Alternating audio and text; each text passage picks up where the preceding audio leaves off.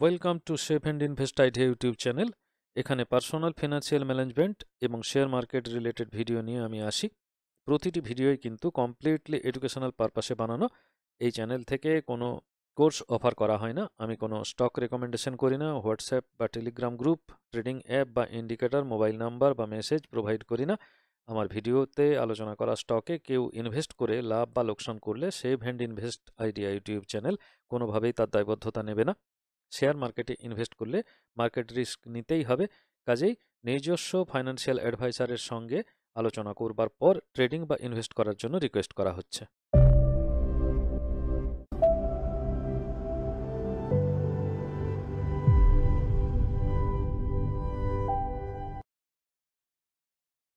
Thank you সকলকে যারা এতক্ষণ ধরে ফিল্ট্রেশন প্রসেসটা পেরিয়ে আসলেন এবং এতক্ষণ ধরে ধৈর্য ধরে ভিডিওর ইন্ট্রোডাকশন দেখছেন, তাদের জন্য। আর আজকের ভিডিও তো অত্যন্ত ইনফরমেটিভ হতে চলেছে। আগের ভিডিওটা অত্যন্তই ইনফরমেটিভ ছিল। তো এটাকে মনে রেখে যারা অ্যাপ্লাই করতে পারবেন তাদের আশা করা যায় যে ট্রেডিং করতে গিয়ে কোনো ভুলচুক হওয়ার সম্ভাবনা তো খুবই কম। আর আজকে যে টেকনিকটা আপনাদেরকে আমি বলবো বা যে সম্পর্কে আলোচনা করব, সেই টেকনিকটা কিন্তু মোটের উপর এত বেশি, মানে প্রাইস অ্যাকশনের উপরে ভ্যালুয়েবল একটা টেকনিক, যে প্যাটার্নটা আপনি মাথায় রাখলেই মোটামুটি একটা প্রফিট ট্রেডিং করে পেতে পারবেন। তো একটা স্ট্র্যাটেজি যখন বলা হবে, স্ট্র্যাটেজির বিষয়ে আবার আরেকটা কথা স্মরণ করিয়ে দিই। যেই স্ট্র্যাটেজি মোটামুটি ফুল প্রুফ হবে সেইখানেতেই কিন্তু ট্র্যাপ করার চেষ্টা করবে big players of the market. এই মার্কেটে যে সমস্ত অপারেটররা রয়েছে তারা এক একজন জায়ান্ট, এবং কোটি কোটি টাকা নিয়ে তারা মার্কেটে এন্ট্রি করে এবং এই ক্যান্ডেল প্রাইসকে আপস অ্যান্ড ডাউনস করে। তো সেইখানে তারা সাপোর্ট লাইন, রেজিস্ট্যান্স লাইন, যে কোনো রকম স্ট্র্যাটেজি তৈরি হোক না কেন, হাজার রকমের স্ট্র্যাটেজি রয়েছে, সমস্ত স্ট্র্যাটেজিতে এক পিস করে ফাঁদ কিন্তু মোটামুটি রেডি করা রয়েছে, যেখানে নভিস ট্রেডার যারা বা হড়বড়িতে যারা মার্কেটে প্রবেশ করে, যারা মোমেন্টামেতে প্রফিট করার চেষ্টা করে, তাদের কাছ থেকে তাদেরকে কম মুনাফা দিয়ে নিজেরা বেশি মুনাফা তৈরি করার জন্য বা মার্কেটটাকে কন্ট্রোল করার জন্য যা যা পলিসি অ্যাপ্লাই করার দরকার সেগুলো কিন্তু অপারেটররা অ্যাপ্লাই করে। তো সেটা প্রাইস অ্যাকশন পলিসি হোক, টেকনিক্যাল অ্যানালিসিস হোক, ডাটা অ্যানালিসিস হোক, ইচ অ্যান্ড এভরিথিং, মানে কোনো কিছুকেই কিন্তু খুব বেশি করে ভরসা করা যাবে না বা সম্ভব নয়। তো এগুলোর হাত থেকে বাঁচবার জন্য একটা উপায় তো রয়েইছে। সেটা হলো সাবধানতা এবং ধৈর্য ধরে ফলো দ্য ট্রেন্ড বা ফলো দ্য ফুটপ্রিন্টস বা ফুটস্টেপস, যাই বলা হোক না কেন। জায়ান্টরা যেদিকে যাচ্ছে তাদের পিছন পিছন হেঁটে গিয়ে যখন তারা বেরিয়ে আসছে বলে বোঝা যাচ্ছে, সেই সময়টাকে ক্যাপচার করে তাদের সাথে হেঁটে যাওয়া। তো তারা যখন লাভ করছে তখন আমিও লাভ করব, তারা যখন লস করবে বলে মনে করছে, মানে তারা প্রফিট বুক করছে, লস তো আর করছে না, তারা অ্যাকচুয়ালি প্রফিট বুক করছে, তো তারা যখন প্রফিট বুক করছে তখন আমিও প্রফিট বুক করব। এইভাবে যদি সাইকোলজিটাকে ঠিক করে নিয়ে যাওয়া যায় তাহলে একদিন না একদিন ওয়েলথ ক্রিয়েট করা যেতে পারে। তো এখন প্রশ্ন তো একটা রয়েইছে যে কতটা হিউজ অ্যামাউন্ট ক্যাপিটাল নিয়ে মার্কেটে এন্ট্রি করা যাবে, তার উপরে নির্ভর করবে যে আমি কতটা বাউন্স করতে পারবো, কত তাড়াতাড়ি ওয়েলথ ক্রিয়েশন করতে পারবো আরও বেশি। তো এটাও একটা ফ্যাক্টর যে হিউজ অ্যামাউন্ট নিয়ে এন্ট্রি করলেই হবে না, আগে ছোট ছোট ক্যাশ নিয়ে ডিল করা শিখতে হবে এবং সেটাকে হ্যান্ডেলিং ক্যাপাসিটি তৈরি করতে হবে। তো না হলে অর্ডার প্লেস হয়ে পড়ে থাকবে, মার্কেটে অর্ডার লাগবে না। আদারওয়াইজ এরকম হতে পারে যে মানে অর্ডারটাকে প্রফিট বুক করা যাচ্ছে না, কিছু স্টক ঝুলে রয়ে যাচ্ছে, ডেলিভারিতে নিতে হচ্ছে, ফাইন গুনতে হচ্ছে, এই ধরনের নানা রকমের ঘটনা, আনএক্সপেক্টেড আনওয়ান্টেড ঘটনা কিন্তু ঘটতে পারে। তো আর কথা না বাড়িয়ে মোটামুটি আলোচনাটা শুরু করি। তো এটা করতে গিয়ে আমি একটা পাওয়ার পয়েন্ট প্রেজেন্টেশন নিয়েছি। আমাদের টপিকসটা ছিল সহজে ইন্ট্রাডে শিখুন, এবং ইন্ট্রাডে করার আগে আমি যেটা বারবার বলে আসছি সেটা আবার একবার বাজিয়ে দিই। সেটা হলো যে ইন্ট্রাডে প্রায়র টাইমে ইন্ট্রাডেতে প্রবেশ না করাই ভালো, ইন্ট্রাডে ঝুঁকি না নেওয়াই ভালো। ধীরে সুস্থে আগে ইয়ারলি ট্রেন্ড, তারপর কোয়ার্টারলি, কোয়ার্টারলি কেন, আগে হাফ ইয়ারলি ট্রেন্ড, তারপর কোয়ার্টারলি ট্রেন্ড, তারপর মান্থলি ট্রেন্ড, উইকলি ট্রেন্ড, এইসবে হাত পাকাতে পাকাতে একদিন দুদিন, তারপর না হয় ইন্ট্রাডে নিয়ে ভাবা যাবে। ইন্ট্রাডে মানে তো একদম 9টার থেকে 3টা 15 পর্যন্ত একটা স্টকেতে ফেলে রাখা নয়, ব্যাপারটা হচ্ছে মুভমেন্টাম ট্রেন্ড। যখন প্রফিট পাচ্ছি তখন ঢুকছি, যখন প্রফিট নেই তখন বেরিয়ে চলে আসছি, ওই ফলো দ্য ফুট ট্রেন্ডস টাইপেরই ব্যাপার। তো টপিকস যদি ইন্টারডে ট্রেডিং শিখুন, কিন্তু আসলে ধীরে সুস্থে ট্রেডিং শিখুন। এটাই হচ্ছে মেন থিম ইন্ট্রাডে টার্গেট। অবশ্যই, কারণ ইন্ট্রাডে এর মধ্যে একটা উত্তেজনা রয়েছে, একটা নিজে কতটা জানি এটা দেখানোর ব্যাপার রয়েছে, এবং একটা স্যাটিসফ্যাক্টরি ট্রেডিংয়ের ব্যাপার রয়েছে।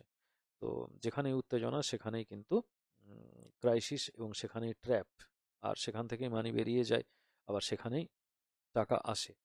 সব কিছুই ওই একই জায়গা, যেখানে রিস্ক বেশি সেখানেই প্রফিট বেশি। তো ঠিক আছে, আজকে যেটা বলবো, এর আগের দিনে প্রাইস ভলিউম নিয়ে, রিলেশনশিপ নিয়ে, প্রাইস ভলিউম নিয়ে কয়েকটা ভিডিও তো করে চলেছি। ভিডিওগুলোর ইনফরমেশনগুলো ফ্রিতে পাওয়া গেলেও কিন্তু দামি, কেউ যদি মনে করেন যে না ফ্রিতে পাওয়া যাচ্ছে বলে, মোটেই নয়, তো সেটা যা ভাবছেন সেটা আপনারা ভাবছেন। বাট এটা সত্যিকারের কথা যে একবার ভিডিও দেখে সমস্ত কিছু বোঝা যায় না, বা একবারে আমি বোঝাতেও হয়তো ঠিকঠাক করে পারিনি। একটা টপিকসের উপরে বারবার ভিডিও নিয়ে আসলে হয়তোবা হবে। তো সেক্ষেত্রে যেটা দরকার সেটা হচ্ছে আপনাদের লাইক, আপনাদের শেয়ার, আমার হিউজ পরিমাণ ভিউজ এবং সাবস্ক্রাইবার, চ্যানেল গ্রো হওয়া, সমস্ত কিছু তো দরকার রয়েছে। এবং কি দরকার সেগুলো তো আমি ক্ল্যারিফাই করে বলেইছি। তো চলুন আর ধ্বনিতা না করে একদম আমরা আলোচনায় প্রবেশ করি। সেটা হচ্ছে প্রাইস ভলিউমের যে বেস্ট অ্যাকশন, সেটা হলো প্যারালাল আর ডাইভারজেন্স কন্ডিশন।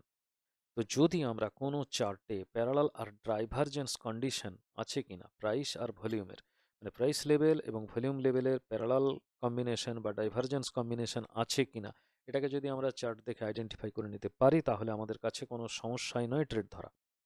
এবং মোমেন্টামটা কিভাবে হচ্ছে বা অপারেটরদের সাইকোলজি সম্পর্কেও ক্লিয়ার একটা কনসেপ্ট আমাদের মোটের ওপর এসে যাবে। তো যদি কারণ কি সেটুকু মাথায় নাও রাখা যায়, তবুও আমরা কিন্তু এইগুলো নিয়েই চর্চা করব আজকে। তো এটা করতে গেলে আমি কেস নাম্বার ওয়ানেতে যাচ্ছি। এখানে গ্রিন ক্যান্ডেল দেখিয়েছি, এগুলো প্রাইস ক্যান্ডেল, এবং এগুলো হচ্ছে ভলিউম। আমি আগেই বলেছিলাম যে ক্যান্ডেল যদি গ্রিন হয় তাহলে কিন্তু প্রাইস হবে, ভলিউম হবে কিন্তু গ্রিন। একটা গ্রিন ক্যান্ডেল একটা গ্রিন ভলিউম জেনারেট করবে, একটা রেড ক্যান্ডেল একটা রেড ভলিউম জেনারেট করবে। এটা আমরা জানি। লো ভলিউম মানে হচ্ছে কম শেয়ার কেনা বেচা হয়েছে, হাই ভলিউম মানে হচ্ছে বেশি শেয়ার কেনা বেচা হয়েছে, আর গ্রিন ভলিউম মানে বায়ার্স প্রায়োরিটি বেশি। ঠিক আছে, বায়ার্স সেলার্স দুজনেই ছিল, কিন্তু এখানে বায়ার্সদের টেন্ডেন্সিটা এখানে প্রায়োরিটি পেয়েছে বেশি, সেজন্য গ্রিন ক্যান্ডেল, তো গ্রিন ভলিউম তৈরি হয়েছে। ঠিক আছে, আর রেড ভলিউম ঠিক তার উল্টোটা। তো গ্রিন ক্যান্ডেল মানে কি, সেটার ব্যাপারটা আমরা আগেও বলেছি, এখনও বলছি, যে একটা পার্টিকুলার টাইম ফ্রেম, সেটা 1 মিনিট, 2 মিনিট, 3 মিনিট, 5 মিনিটস বা 5 মান্থস যাই হোক না কেন, বা 1 মান্থ, 5 মান্থস যাই হোক না কেন, তো এখানে একটা পার্টিকুলার টাইম ফ্রেমে হিস্টোরিক্যাল প্রাইসের আপস অ্যান্ড ডাউনস, একটা টাইম ফ্রেমেতে সার্টেন টাইম ফ্রেমের মধ্যে প্রাইসটা কোনখান থেকে মার্কেট স্টার্ট হয়েছে, সেখান থেকে প্রাইস কোন জায়গায় মার্কেট ক্লোজিংয়ের সময় ছিল, এটাই তার একটা হিস্টোরিক্যাল রিপোর্ট এবং আপস অ্যান্ড ডাউনসের একটা পিকচার কিন্তু এই ক্যান্ডেলটার থ্রু দিয়ে আমরা ডিজাইন করতে পারি। এটা একটা গ্রাফিক্যাল রিপ্রেজেন্টেশন ছাড়া নর্মালি সেরকম তেমন কিছু মানে এর মধ্যে কোনো স্যাটেলাইট সায়েন্স নেই, রকেট সায়েন্স বলে সেরকম তেমন কিছু নেই। ঠিক আছে, তো যদি দেখা যায়, অনেক সময়ই দেখা গেছে যে প্রাইস ওপরের দিকে গেছে কিন্তু রেড ক্যান্ডেল, প্রাইস ওপরের দিকে গেছে রেড ক্যান্ডেল, মানে গ্রিন হতে হতে যাচ্ছিল কিন্তু তার থেকেও ছাড়িয়ে ওপরের দিকে চলে গেছে কিন্তু রেড ক্যান্ডেল। তো রেড ক্যান্ডেল মানে প্রাইস অনেক ওপরে ছিল, সেখানে প্রফিট বুকিং শুরু হয়েছে। এই ধরনের ঘটনা মানে তো একটা অন্যরকম সিগনিফিকেন্স করে। তো যাই হোক, এটা হচ্ছে ব্যাপার যে প্রাইস আপ মানেই গ্রিন ক্যান্ডেল আর প্রাইস ডাউন মানেই সেখানে রেড ক্যান্ডেল তৈরি হবে, এরকমটা কিন্তু নয়। অ্যাকচুয়ালি ওপেন প্রাইস থেকে ক্লোজ প্রাইস পর্যন্ত তার একটা চিত্র, যেখানে বায়ার্সরা প্রায়োরিটি পেয়েছে সেখানে গ্রিন ক্যান্ডেল হবে, যেখানে সেলার্সরা প্রায়োরিটি পেয়েছে সেখানে রেড ক্যান্ডেল তৈরি হবে। এইভাবেই মোটামুটি একটা কালার দিয়ে ছবি সিগনিফিক্যান্স বোঝানো হয়। তাহলে আমরা এইবার কিন্তু একদম বেসিক লেভেলে চলে যাচ্ছি, যে প্রাইস ভলিউম অ্যাকশনটা দিয়ে প্রাইস ভলিউমকে মিক্সড আপ করে আমরা কিভাবে ট্রেড নিতে পারি। এখানে যে ছবিটা দেখাচ্ছি সেটা case number one. Case number ওয়ানে দেখা যাচ্ছে প্রাইস আপ, মানে প্রাইস আস্তে আস্তে আস্তে আস্তে উপরের দিকে বাড়ছে। উপরের দিকে বাড়ছে মানে ডিমান্ড বাড়ছে। যখন প্রাইসটা নিচে ছিল, এই জায়গা থেকে প্রাইস যখন আস্তে আস্তে উপরের দিকে যাচ্ছে তখন ডিমান্ড বাড়ছে। এখানে হতে পারে এখানে হতে পারে রিটেলার বায়ার্সরা যে সমস্ত রয়েছে, রিটেলার্স বায়ার্স, তারা কিন্তু এখানে হয়তো ডিমান্ড ক্রিয়েট করেছে, তারা বিড দিয়েছে বেশি বেশি করে, তারপর আস্তে আস্তে আস্তে আস্তে প্রাইস ওপরের দিকে উঠতে শুরু করেছে। তো যখন ভলিউম বাড়তে শুরু করছে তখন কিন্তু মানে প্যানিক বাইং যেটাকে বলে সেটা শুরু হয়ে গেছে। এবং যখন লার্জ লার্জ ভলিউমেতে আসছে তখন দেখা যাচ্ছে যে এই রিটেল বায়ার্সদের মাঝখানে কিন্তু কিছু ইনস্টিটিউশনাল বায়ার্স, মানে যেটাকে বলা হচ্ছে মার্কেট প্লেয়ার্স, তারা কিন্তু ভেতরে এন্ট্রি নিয়ে নিচ্ছে। সুতরাং ফলো দ্য ফুটপ্রিন্টস। তো এইভাবে কিন্তু আপ হয় না, এইভাবে ডাউন হতে পারে পরপর পরপর। এইভাবে আমি ছবিতে কেসটা বোঝানোর জন্য বোঝাচ্ছি। এটা 3টা বা 4টা ক্যান্ডেল ম্যাক্সিমাম পাওয়া যেতে পারে, বা 5টা ক্যান্ডেল হার্ডলি। তো অনেক সময় মান্থলি চার্টে অনেক ক্যান্ডেলই পাওয়া যায়, এরকম ক্যান্ডেলও পাওয়া যেতে পারে। তো যাই হোক, তো দেখা যাচ্ছে যে প্রাইস ওপরের দিকে উঠছে। বেসিক্যালি প্রাইস ওপরের দিকে উঠছে মানে এটা হচ্ছে উম, মনে করা যাক যে এটা 2024, এটা 2023, 22, 21, 20, 19, 18, 17। তো 2017 সালে প্রাইস এরকম জায়গায় ছিল এবং 2024 সালে প্রাইস এই জায়গায় আছে, তাহলে প্রাইস আপ। প্রাইস আপ এবং ভলিউম আপ। তো এই ধরনের ভলিউমও কিন্তু আস্তে আস্তে বাড়তে বাড়তে যাচ্ছে। আমি একটা রাফ এক্সাম্পল দিচ্ছি জাস্ট। তার মানে প্রাইসেরও আপ ট্রেন্ড এবং ভলিউমেরও আপ ট্রেন্ড। মানে ভলিউম বাড়ছে মানে এখানে নাম্বার অফ শেয়ারস ট্রেডেড, সেটার ভলিউমটাও কিন্তু বাড়ছে। তার মানে জিনিসটা কি দাঁড়াচ্ছে, যে হায়ার প্রাইসে শেয়ার কিনতে চাইছে, মানে যারা কিনতে চাইছে তারা বুঝে নিয়েছে যে প্রাইস এই স্টকের নিচের দিকে নামবে না। তাই এখানে বেশি প্রাইসেই যদি স্টকটাকে কিনে রাখা যায় তাহলে প্রাইস আরও ওপরের দিকে যাবে এবং সেখানে প্রফিট বুক করা যাবে। ঠিক আছে। এরপর যে সমস্ত ইনস্টিটিউশনাল ট্রেডাররা রয়েছে তারা আর চাইবে না যে প্রাইসটা আহ, নিচের দিকে নিচের দিকে যদি আসে তখন তাদেরই তো লস হবে। যদি একটা বিগ মানি, মনে করা যাক এই জায়গাতে বড় ক্যান্ডেল, আরও একটু বাড়িয়ে দিলাম, ধরা যাক এই যে এরকম করে দিয়েছি। ঠিক আছে, এখানে এটা বড় ক্যান্ডেল, বড় প্রাইসেতে ঢুকে গেছে। তো এরকম একটা জায়গায় যখন চলে গেছে তো তখন নিশ্চয়ই স্মার্ট মানি এন্ট্রি নিয়েছে এবং ভলিউমটাও মোটের ওপর এভারেজ ভলিউম, এভারেজের থেকে এভারেজ ভলিউম বলা যেতে পারে। তো এভারেজ ভলিউমেতে যখন এরকম স্মার্ট মানি এন্ট্রি নিয়ে নিয়েছে তখন মোটামুটি একটা এক্সপেক্ট করাই যায় যে এখানে একটা মোটা অঙ্কের টাকা ঢুকে গেছে এই লেভেলেতে। ঠিক আছে। তো এই প্রাইস লেভেল থেকে যদি প্রাইস নিচের দিকে নামতে শুরু করে, মানে এই ক্যান্ডেল থেকে পড়তে শুরু করে, তখন কিন্তু অপারেটর চাইবে না নিজে লস করতে। তখন অপারেটর তো বড়, যদি না তার থেকে কোনো বড় অপারেটর মার্কেটে খেলতে শুরু করে বা এর আগে হয়তো নিচের প্রাইসে আরও বড় কোনো অপারেটর স্টক ধরে রেখেছিল, সে প্রফিট বুকিং যদি না করে তাহলে কিন্তু প্রাইস উপরের দিকেই যাবে। সুতরাং তারা চাইবে না যে প্রাইস নিচের দিকে আসুক, তারা মুনাফাটাই চাইবে। সুতরাং ফলো দ্য ফুটপ্রিন্টস আমাদের উচিত হবে যে এই ধরনের কোনো এন্ট্রির পর ছোট ক্যান্ডেল, তার চেয়ে বড় ক্যান্ডেল, ভলিউম ক্রমশ বাড়ছে, একটা দুটো তিনটে বাড়ছে, এইখানে যখন এর হায়ারের থেকে প্রাইস ওপরের দিকে উঠছে, প্রাইস আপ হচ্ছে, তখন কিন্তু আমাদেরও ওই ফুটপ্রিন্ট ধরে এগিয়ে যাওয়াটা উচিত। আশা করি কেস নাম্বার 1 ক্লিয়ার হয়েছে যে যদি প্রাইস আপ হয়, মানে এইটুকু মাথায় রাখলে হবে, প্রাইস আপ এবং ভলিউম আপ, তাহলে আমি ট্রেন্ডের সঙ্গে আছি, আপ ট্রেন্ডের সঙ্গে আছি।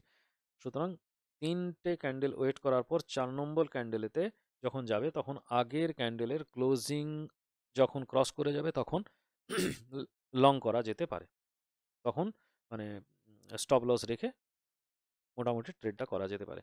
সেক্ষেত্রে স্টপ লস কী হবে, আগের সুইং যে লো, এই যে আগের সুইং লো আছে, এই সুইং লোয়ের সুইং লো বলতে গেলে এই জায়গায় সুইং লো এসে যায়, সেফ থাকার জন্য এই জায়গায়ও রাখা যেতে পারে।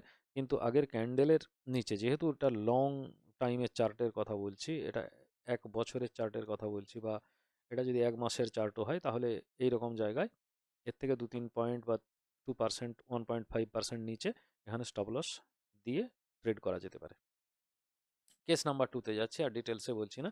এবার দেখা যাচ্ছে কেস নাম্বার 2তে দেখা যাচ্ছে প্রাইস আপ, ক্যান্ডেলের সাইজ যা খুশি হোক, ক্যান্ডেল গ্রিন হোক বা মাঝে মধ্যে রেড আসুক, কিন্তু প্রাইস আপ হচ্ছে, অ্যাভারেজ প্রাইস আপ হচ্ছে, কিন্তু ভলিউম হয় ফ্ল্যাট আছে নয়তো ভলিউম ডাউন আছে। এই দুটো ছবি থাকতে পারে, হয় ভলিউম ফ্ল্যাট আছে নয় ভলিউম ডাউন আছে। তো ভলিউম ডাউন আছে তার মানে হচ্ছে বায়ার্সদের কিন্তু টেন্ডেন্সি কমছে। ভলিউম ফ্ল্যাট মানে মার্কেটে কিন্তু স্টকটা কেনার মতো আর প্রেশার নেই। একটা কি বলবো, যে স্যাচুরেট কন্ডিশন এসে গেছে ভলিউম ফ্ল্যাট মানে। বায়ার্সদের মধ্যেও সেরকম নেই, যতটা পরিমাণ শেয়ার আসছে ততটা পরিমাণ সেলার এসে যাচ্ছে, বায়ার সেলারের সংখ্যা প্রায় সেম সেম, কাজেই একদম বেশ কিছু দিন ধরে এটা চলছে, কয়েক মাস ধরে এটা চলছে। তো দেখা যাচ্ছে এখানে এই যে ডিমান্ড, সেই ডিমান্ডটা কিন্তু ফ্ল্যাট, ভলিউম ফ্ল্যাট মানে ডিমান্ড ফ্ল্যাট মানে নাম্বার অফ শেয়ারস ফ্ল্যাট। কিন্তু ভলিউম যদি লো হতে থাকে ক্রমশ, সেক্ষেত্রে দেখা যাবে বায়ার্সদের মধ্যে, বায়ার্সরা কিন্তু আর এত হাই প্রাইস দিয়ে এই স্টকটাকে কিনতে চাইছে না, বায়ার্সরা আর কিনতে চাইছে না, ইনস্টিটিউশনাল হোক রিটেলার হোক, কেউই আর কিনতে চাইছে না। মার্কেটেতে কিন্তু একটা স্যাচুরেশন এসে যাচ্ছে, একটা এক্সশন এসে যাচ্ছে, কিনে কিনে হায়ার প্রাইসে কিনে ক্লান্ত হয়ে গেছে। ঠিক আছে, তো এই জায়গাতে বড় জায়ান্ট অপারেটর ঢুকে গেলেও, এই জায়গায় জায়ান্ট অপারেটর, এখানে জায়ান্ট অপারেটর এখানে আস্তে আস্তে অ্যাকুমুলেশন করেছে, তারা ফলো দ্য ফুটপ্রিন্টসে কেউ কেউ প্রফিট নিচ্ছে। তো এই যে যারা স্পেকুলেশনে ট্রেড করে, যারা স্যাটেলাইট পোর্টফোলিও বানায়, তারা এতখানা এসে যাওয়ার পর একটা ফোমো অ্যাটাক হয়, এই পরিমাণ যে প্রফিট হয়েছে সেই প্রফিটটা আমার বেরিয়ে যাতে না যায়, সেই কারণের জন্য তারা প্রফিট বুক করতে শুরু করে। কেউ কেউ অনেক দাম চড়ে গেছে, প্রাইসটা খুব ট্রেন্ডিং, কিন্তু এটা আমি নিতে পারছি না, যখন কমবে তখন না হয় ভাবা যাবে, তো এখন থাক, ওয়েট করি, মানে এই ধরনের একটা টেন্ডেন্সি এসে যায়। তো যে কারণে জন্য একটা এক্সশন কন্ডিশন হওয়ার জন্য নাম্বার অফ শেয়ার ট্রেডার্স কিন্তু ধীরে ধীরে ধীরে ধীরে কমতে থাকে। তো যখন ধীরে ধীরে ধীরে ধীরে কমতে থাকে, কিন্তু একটাও রেড কিন্তু ভলিউম নয়, এবং ক্যান্ডেলও কিন্তু প্রায় রেড হয়নি, গ্রিন, বাট এদের মানে ক্যান্ডেলের চেহারাগুলো খুব ওলট পালট হয়ে গেছে, কোনো স্মুথনেস নেই এর মধ্যে। তো যদি এইরকম একটা ঘটনা ঘটে, তাহলে কিন্তু বোঝা যাবে যে একটা মোটামুটি রিভার্সাল কিছু আসার সম্ভাবনা রয়েছে। হয় প্রাইস ফ্ল্যাট হয়ে যাবে, মানে সাইডওয়েজ চলে যাবে মার্কেট, এবং অথবা একটা রেঞ্জ বাউন্ড কন্ডিশনে চলে যেতে পারে, আপস অ্যান্ড ডাউনস করবে একটা জোনের মধ্যে, অথবা প্রাইস পড়ে যাবে নিচের দিকে, অথবা আরও পরে পড়বে, তার একটা গ্রাউন্ড তৈরি করবে। ঠিক আছে, আরও কিছু প্রাইস অ্যাকশন হবে, আরও কিছু জায়ান্ট ট্রেডার ওখানে আরও বেশি রিটেলারকে অ্যাট্রাক্ট করার চেষ্টা করবে। হ্যাঁ, এইভাবে কিন্তু মোটামুটি একটা প্রাইস অ্যাকশন হবে। তো আইদার সাইডওয়েজ অথবা ডাউন ট্রেন্ড আপকামিং, এইটুকু ধরে নেওয়া যেতে পারে যদি প্রাইস আপ ভলিউম ডাউন হয়। আর ফ্ল্যাট হলেও আগাম অ্যালার্ট যে এবার বেরিয়ে আসার সময় হয়ে গেছে, according to follow the footprint. Case number 3-তে যাই। তো মোটামুটি বলতে বলতে 17 মিনিট এক্সপ্লেনেশন হয়ে গেছে। সেকেন্ডে যেটা, সেখান থেকে আমি থার্ডটা খুব তাড়াতাড়ি বলার চেষ্টা করছি। Price down, volume up, price down হচ্ছে ধীরে ধীরে, প্রাইসটা নিচের দিকে পড়ছে, ভলিউম আপ হচ্ছে। এখন এই যে ভলিউমটা আপ হচ্ছে, এই ভলিউমের ক্যান্ডেলগুলো কি হবে? গ্রিন। না, এখানে ভলিউমের ক্যান্ডেলগুলো গ্রিন হবে না, এই ক্যান্ডেলটাকে আমরা যেভাবে করব, সরি, এই ক্যান্ডেলটা হবে কিন্তু রেড। ঠিক আছে, এই ক্যান্ডেলটা হবে রেড। তো যখনই ক্যান্ডেল রেড হবে, প্রাইস নিচের দিকে যাবে, তখন ভলিউমও রেড হয়ে যাবে। তো ভলিউম তাহলে রেড হয়ে গেছে, মানে প্রাইস নিচের দিকে নেমে আসছে, ভলিউম আপ হয়ে যাচ্ছে কিসের জন্য? কারণ সেল হচ্ছে বেশি, মানে নিচের প্রাইসে বাই করবার বায়ার্সও যেমন এসে যাচ্ছে, ট্রেডার মানে বায়ার্স ট্রেডারও যেমন আমদানি হয়েছে, সেলার্স ট্রেডারও আমদানি হচ্ছে। মানে কেউই আর স্টকটাকে ধরে রাখতে চাইছে না, সেলারদের মধ্যে যাদের কাছেই স্টক আছে তারা যে প্রাইস পাচ্ছে সেই প্রাইসেতেই বেচে দিতে চাইছে। মানে 3টে যদি ক্যান্ডেল পরপর সেল হয়ে যায় না, তাহলে প্যানিক সেলিং শুরু হয়ে যায়, কেউ আর স্টকটাকে রাখতে চায় না। সবাই ভাবে যে নিশ্চয়ই কোথাও কিছু নিউজ তৈরি হয়েছে, সুতরাং প্রফিট বুক করো আর বেরিয়ে যাও এখান থেকে। তো প্যানিক সেলিং স্টার্ট হলো, প্রাইস আরও নিচের দিকে নামতে শুরু করলো, যে যে প্রাইসে পেলো ছাড়তে শুরু করলো। সুতরাং এখানে বায়ার্সরাও কিন্তু নিচের প্রাইসে বিড দিতে শুরু করলো, প্রাইসটাকে ঠেলে নিচের দিকে নামিয়ে নিয়ে চলে আসলো। অ্যাকচুয়ালি কিন্তু প্রাইস নামায়ও বায়ার্সরা, আর ঠেলে তোলেও বায়ার্সরা। মার্কেট ডিমান্ড এখানে ক্রিয়েট হচ্ছে আস্তে আস্তে আস্তে আস্তে, যদিও কিন্তু এক্সস্টেড মার্কেট, এখানে সাপ্লাই বেশি বলে নিচের দিকে নামিয়ে আনার চেষ্টা করছে। ঠিক উল্টো দিক দিয়ে চিন্তা করলে বায়ার্সদের ডিমান্ড আস্তে আস্তে আস্তে আস্তে ক্রিয়েট হচ্ছে যে নিচের প্রাইসে এটা তৈরি হবে। তখন এই প্যানিক সেলিং যেমন তৈরি হলো, প্যানিক সেল করছে কাদেরকে? রাস্তায় তো আর ফেলে দিচ্ছে না, তো প্যানিক বায়ার্সও আছে, যখন সেলাররা প্যানিকে সেল করবে তখন প্যানিকে বাই করছে। ওখানেও কিন্তু একটা অপারেটর সিস্টেম রয়েছে, সুতরাং ফলো দ্য ফুটপ্রিন্টস, এখানে শর্ট সেলিং করে করে প্রফিট বুক করাই ভালো। তো ভলিউমটা বাড়ছে কেন? না, ওই যে নাম্বার অফ শেয়ার, যে নাম্বার অফ ট্রেডেড শেয়ার, সেটার সংখ্যাটা ক্রমশ বাড়তে বাড়তে যাচ্ছে। ঠিক আছে, সেই কারণের জন্যই ভলিউমটা আপ হয়ে যাচ্ছে। কেস নাম্বার 4-এতে এটা আমরা বলতে পারি যে কেস নাম্বার 4-এতে প্রাইস ডাউন আর volume down. Price down volume down মানে হচ্ছে কি, এইখানে এইটাও যদি ভলিউম ডাউন হয়, তো এই দিক থেকেও মোটামুটি যে আমরা ভলিউম বারগুলো পাবো, এই ভলিউম বারগুলো কিন্তু হবে রেড কালারের।